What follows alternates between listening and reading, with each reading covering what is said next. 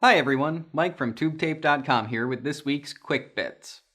Last week we started talking about what to think about when looking for the right light kit for you, and we went through some of the advantages and disadvantages of fluorescent lighting. So this week I'm going to talk about halogen lighting. Now, halogen lighting is a good lighting source if you have a medium to large sized indoor studio.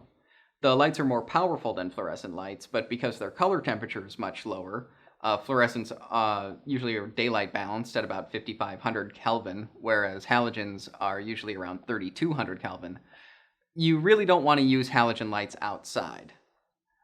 Mixing the different color temperatures could cause some problems for you in your image. But if you are going to stay inside and have the space to work with, you might want to think about halogen lighting.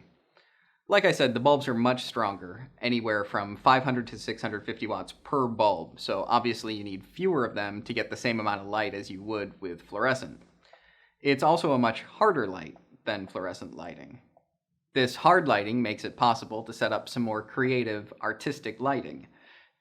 These are the lights you want to use if you want to create a high-contrast film noir look or a moody, atmospheric sci-fi thriller.